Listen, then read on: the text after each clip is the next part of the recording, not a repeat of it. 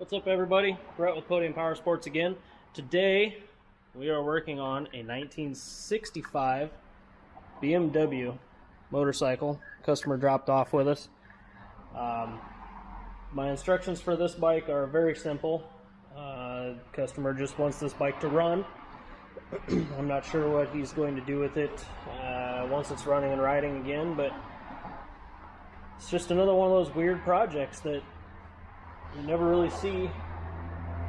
Just working at a dealership, you never get to work on cool old stuff like this. Been one of the perks for me of working on my own is working on weird stuff like this. So very first thing I did was check spark. The bike does have spark, so that's a good thing. Customer said it's been sitting for 2 or 3 years now since it ran. Judging by the smell that comes out of the fuel tank when you open the gas cap, I'm going to say that's probably accurate, maybe a little bit longer than that. So definitely going to go through the carburetors and see if we can get this thing to run. First thing we're going to do is get this intake tube out of the way here. Take these couple of clamps off. These are actually really easy to remove. Slide that back and pull it out of there. That's pretty easy. Next thing, I'm going to remove the carb cap.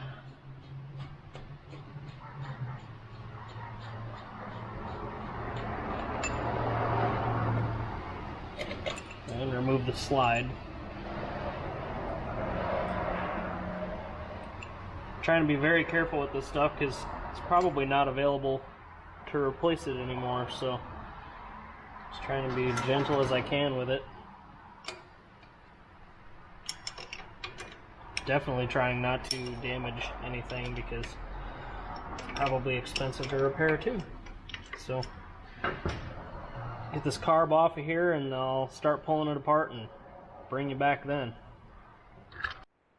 Alright, first thing I'm going to do, I've never disassembled a carb like this before, but I'm assuming that this is the float chamber. So I'm going to go ahead and pull these 2 screws out of here carefully to get to the float chamber, if that's what's in here. And indeed that is what's in here. The float valve is definitely stuck in the bore, so I have to clean that up. Pull this float out of here. Appears to be in fairly decent shape. Not a whole lot of corrosion or anything on it, so that's good. I'm going to put this back with the cap the way it came apart. On the bottom here, going to assume main jet, pilot jet. Not real sure what's under there.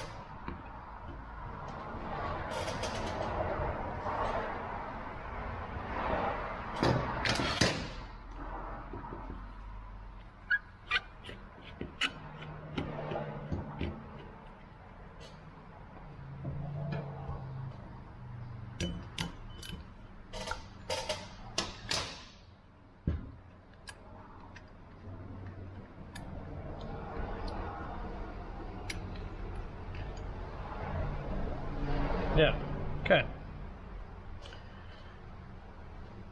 8mm to get this main jet out of here.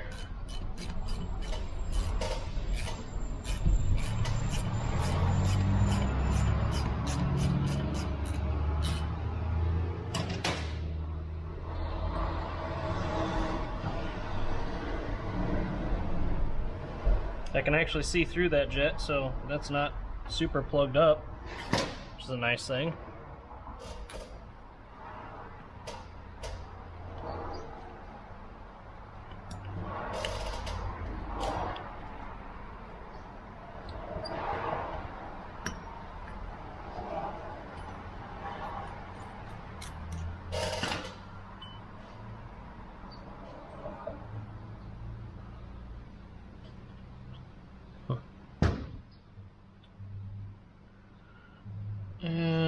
Pilot jet's pretty well plugged up. I can't really see through that one.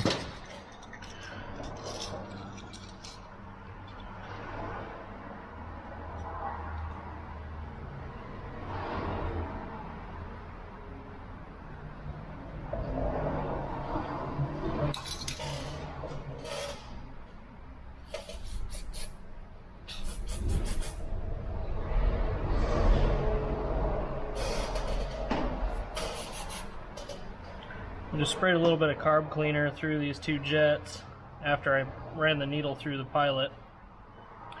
Now I'm just going to take the carb body and kind of clean up the ports and passages inside. I don't want to do a whole lot of cleaning or scrubbing on the outside. I want to kind of retain some of this patina, but obviously the inside of the carb needs to be cleaned up. It is a little dirty in there from just old fuel, especially in this bowl where the fuel is actually stored.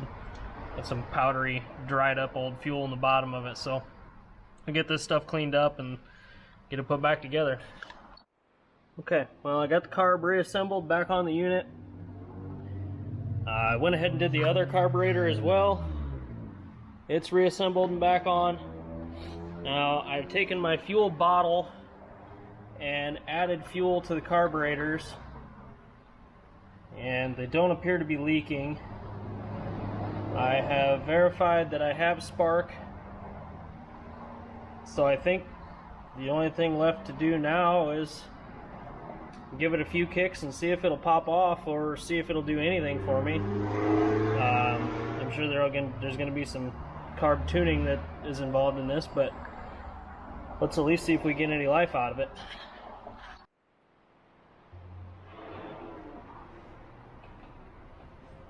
Are you serious right now? This thing started on the second kick. Wow.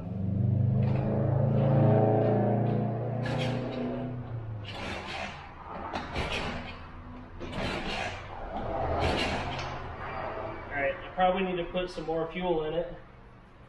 And I should probably hook the intake tubes up so I can use the choke and things like that. But this thing literally just started second kick with no choke after three years of sitting or so. That's awesome.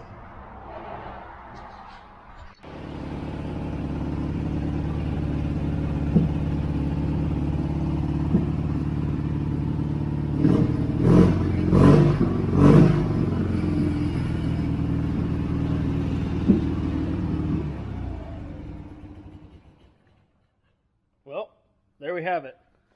1965 BMW running per request. R50-2 is what the customer says this is.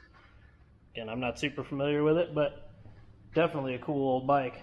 So when I get in tomorrow morning, I guess I will air up the tires a little bit and push it outside and get some pictures of it and give the customer a call and let him know that it does run, so he can do whatever he wishes with it after that.